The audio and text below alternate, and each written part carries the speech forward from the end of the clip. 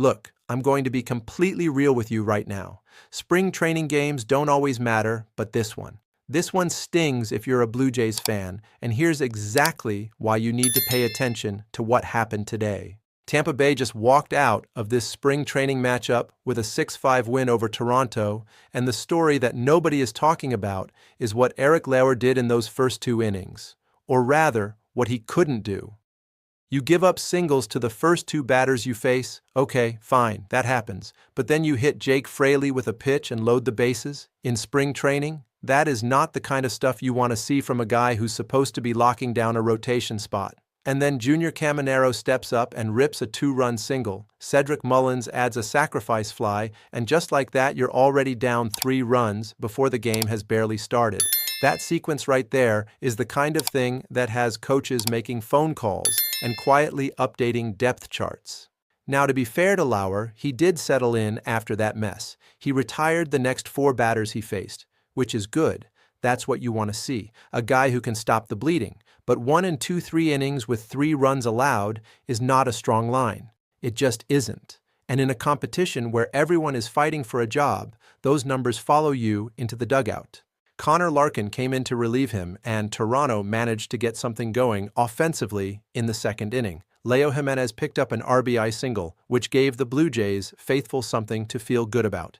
Young guy making plays, putting runs on the board, that's the kind of thing that gets people excited about the future. But the momentum didn't last long at all, because Cedric Mullins went and homered in the 3rd inning. Mullins, by the way, is having himself a day here. A sacrifice fly and a home run? The man was everywhere in this game. Then Logan Davidson added a sacrifice fly in the 4th to push Tampa Bay's lead all the way to 5-1. At that point, most people watching are probably starting to mentally check out, right? It feels like the game is over. But here's where it gets genuinely interesting. The Blue Jays put together something in the 8th inning that you have to respect. Rafael Lantigua comes up and hits an RBI single. Then Ryan Vilade, and this is where it gets wild. Vilade makes a fielding error that allows 2 runs to score, an error that actually helped the team he's playing against score.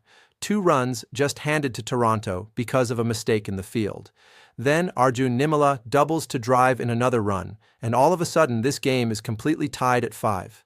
The comeback is real, the crowd wakes up, Toronto is right back in it, and then it all falls apart in the cruelest way possible. Vilade, the same guy who made the error that basically gave Toronto life, comes up and hits a sacrifice fly off Jorge Alcala.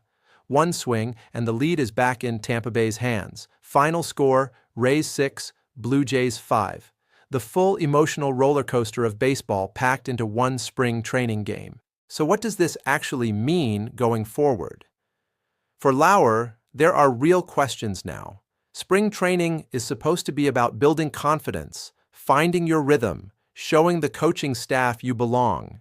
Giving up 3 runs in under 2 innings is not that. For the Blue Jays as a whole, the comeback attempt in the 8th shows there's fight in this roster, there's talent, there's resilience. But resilience doesn't count if you can't close it out, and today, they couldn't. Tampa Bay looked composed. They built their lead methodically. They answered every Toronto push, and when it mattered most, they had the run they needed to seal it. That is a team that knows how to win, even in February, even when the games, quote-unquote, don't count. Keep watching this Blue Jays rotation situation because it is going to be one of the more interesting storylines heading into the regular season. Today was just the beginning.